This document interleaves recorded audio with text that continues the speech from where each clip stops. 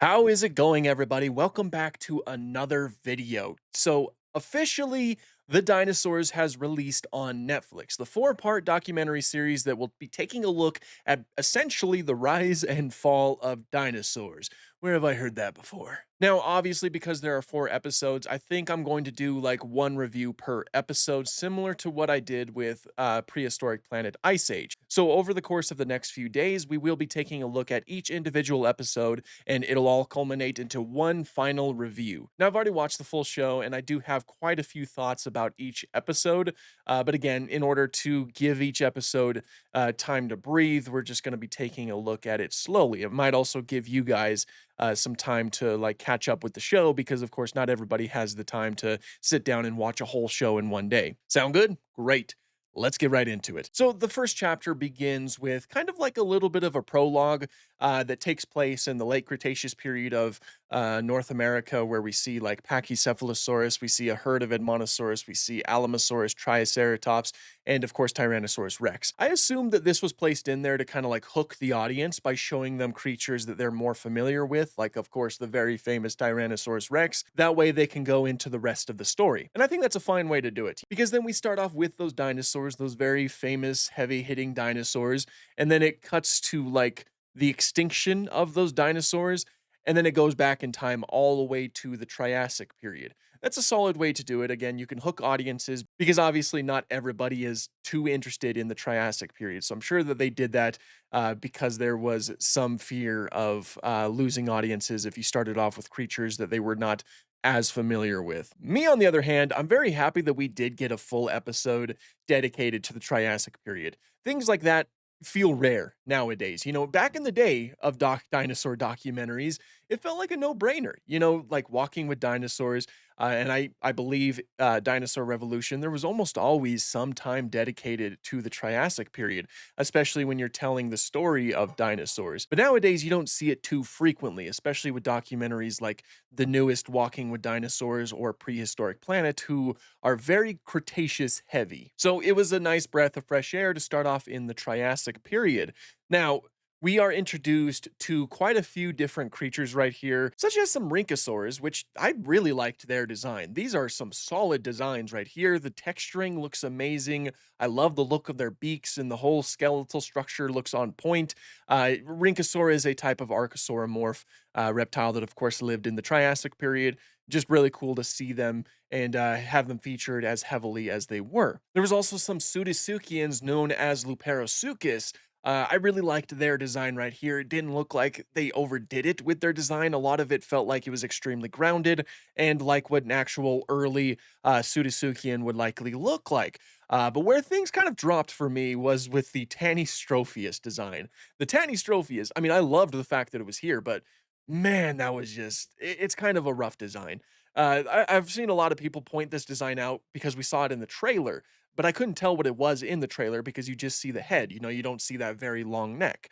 A lot of people pointed out that it looked like it was AI generated. And yeah, I can certainly agree with that because a lot of AI generated like dinosaurs or extinct reptiles, for example, really give them some weird structures like that weird fin that it has on its back, and they kind of make it a little bit more jagged in its appearance. That's exactly how this Tanystropheus looked. I think making it look as jagged as it did was kind of overdoing it a little bit. So I really wasn't a fan of the Tanystropheus design. I just, that's probably one of my least favorite designs, at the very least in this episode. But we also do see Marasuchus, which is an early dinosauriform, which is cool. It's very cool to see something like that. See a pre-dinosaur dinosauriform. I really wish it was emphasized a little bit more that this was not a dinosaur and rather is the precursor of dinosaurs. Like it's an animal, like it belongs to a group that eventually saw the rise of dinosaurs. I believe it was like hinted at. I think Morgan Freeman did mention that this animal will eventually become dinosaurs, which is also kind of a flawed way of saying it. But it was still very cool to see it showcased, and I loved the inclusion of feathers. The more and more we learn about feathered dinosaurs or interesting structures on dinosaurs, the more likely it seems that the common ancestor of like Dinosauria in general had some type of feathering because of how common these structures are showing up in Dinosauria as a whole. So it was a nice little touch. I quite liked that. Their animations were very good. I really liked the way that they were moving around when they were trying to run away from these Pseudotsukians, and yeah, it was quite a nice design. I can't really complain about it. But one big annoyance that I've had throughout this whole thing is their separation of dinosaurs with reptiles, like separating dinosaurs from reptiles, saying that dinosaurs had to compete with reptiles in and of themselves in order to become the dominant land animals. And like that was probably done for simplicity's sake, but there's always this huge misconception that goes around everywhere that people have in the public that dinosaurs are not reptiles. And that's just not true. Dinosauria is a clade of reptiles. They belong to a reptilian clade known as Archosauria. They're, of course, they're sauropsids. Dinosaurs are for sure reptiles. They are just their own group of reptiles. And consistently throughout this documentary, it's always stated that you have the reptiles and then you have dinosaurs, and they're competing with each other. And that was just a little bit of an annoyance for me because again, dinosaurs are reptiles. I think different words could have been used here to help like push the story that they're trying to push while simultaneously keeping a little bit more accurate. Like the word other. Dinosaurs had to compete with other reptiles as opposed to just reptiles. Because again, that just makes it sound like the dinosaurs are not reptiles and they had to compete with the rest of those reptiles that were dominating the land. Now there is some accuracy in that though. There were like Pseudotsuchians, for example, they were the dominant predatory animals at this time. Dinosaurs were nowhere near being the dominant predatory animals on land. That was a really good that was true in that fact. I just don't think that the words they used were the best way to explain it, if that makes sense. Eventually, we do see the Carnian pluvial event, which is a huge shift in the environment. A lot of volcanic activity that likely led to an increased rate in rainfall, which then led to a higher diversification of plant life, and is something that probably helped dinosaurs become a little bit more abundant because like the early dinosaur, these dinosaur forms were a little bit more adaptable than say the rest of the archosaurs that existed, or the archosaur forms, or archosauromorphs, one of those. So that was really cool to have that as a mention. We then go later into the Triassic period, and then we start following some dinosaurs that are starting to fill the niches of animals that are now going extinct, like Plateosaurus, for example. Plateosaurus is, it's certainly like one of the first larger dinosaurs that we had. And I always love seeing Plateosaurus. I just love basal sauropodomorphs in general. And, this is the same design that we saw in Life on Our Planet, which is good because that was a good design. And it was great seeing it back, and this time with a little bit more screen time. I mean, albeit they don't do much. They knock over some trees, they go and get a drink of water, but it was still just so grand to see them. And yeah, this is emphasizing the fact that dinosaurs are starting to fill those niches of the largest herbivorous animals. It would have been cool to see some like other, some synapsids that were also filling those niches. Instead, we kind of focused on the reptiles because around that general time, there were larger dicynodonts like, Lissovicia, for example, that also filled a larger herbivorous role. And as far as I can tell, we didn't really see much, or if actually, I don't think we really saw any synapsids at all throughout this whole documentary, unless I'm missing something. I might remember something later on. There was really just an emphasis on reptiles when obviously it wasn't just reptiles that dinosaurs had to compete with. There were a lot of non mammalian synapsids that it inhabited several different niches, mostly the herbivorous niches at this time. And that was something the dinosaurs, of course, had to compete with, or well, not necessarily compete with, but that was just something that was kind of holding them back from really dominating most of those niches. That's just a minor gripe. I know that this show was probably held back by budget and they had to really streamline things, really zero in and focus on certain things. And that's fine. That's a fine way to do it. You also you don't want to overwhelm the audience. That is also very much true. So just don't take these nitpicks as like huge critiques. Instead, just again, just take them as nitpicks, really. But then we also do see Procompsognathus which is like an early coelophysid that lived in the Triassic period. That was a really cool addition right there. I really liked the colors on this guy. You had like some darker grays and some greens with some reds. Quite a nice design. And then we move on later into the Triassic period where we see some pterosaurs. These pterosaurs are not given a name, so unfortunately, I can't tell you which ones they are. That's another thing. This documentary was a lot better than like Prehistoric Planet Ice Age in actually giving you genus names or actually, giving you these dinosaurs names or other extinct creatures because, pterosaurs and other reptiles showed up. But they don't always do that. Sometimes they'll just say, "Oh, this is an ankylosaur," or "This is a pterosaur," and they don't give you a name. That's always frustrating.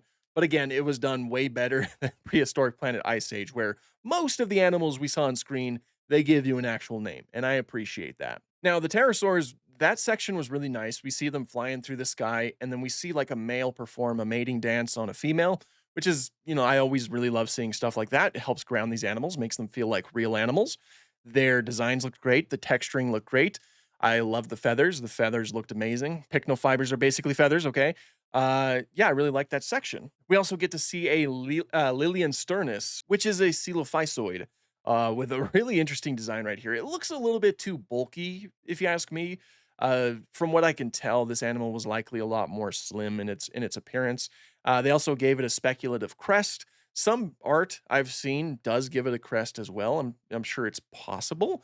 I just don't think we know for sure.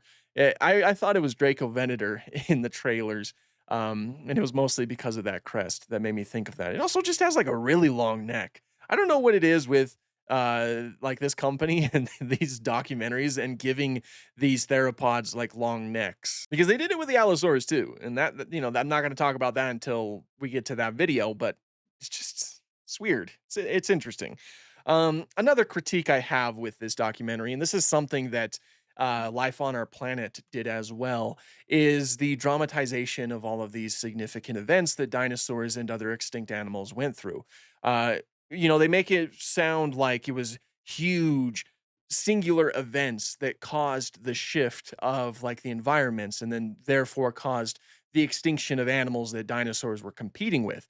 When in reality, a lot of these extinctions that we see were a lot more gradual, taking place over a huge span of time. Not every single extinction that dinosaurs faced or extinct animals faced were as dramatic as the asteroid impact. And if you're watching this documentary, you would get the impression that a lot of these extinctions that they faced were as dramatic as the asteroid impact. Like they just happened instantaneously, and all of a sudden, oh no, severe environmental changes. When again, a lot of them were, again, more gradual, like taking place over the course of a long time, which is, it was still happening quick enough to the point where a lot of animals couldn't adapt quick enough and therefore they went extinct. But some animals were able to adapt and, were able to fill the niches that were being left by the animals that couldn't quite adapt. And again, that is something that Life on Our Planet did as well, where it was just like you get the impression that it was just like singular events that led to these significant changes in the world. Uh, but yeah, that's another critique that I have on this documentary. I would say that's another big critique.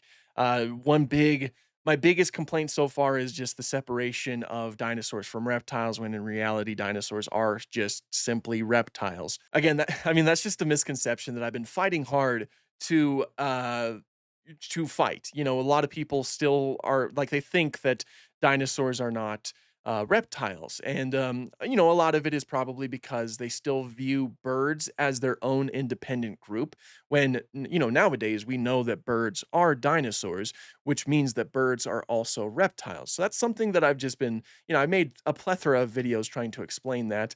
And you have documentaries that show up that basically stay like separate dinosaurs from reptiles. And again, I'm sure it was done for simplicity's sake, but I think that there was other words that you could have used to get the same idea across while keeping it accurate. And again, to reiterate, I think that the word other would have done that. So anyway, that was the first episode. We had quite a bit to say with that. The second episode, I'm going to start recording the reviews for the second episodes and all that. Obviously, the second episode goes into the Jurassic period. Starting off with the early Jurassic, we get a really nice timeline with all of this, which I always love to see. So yeah, keep an eye out for that. it will be airing tomorrow.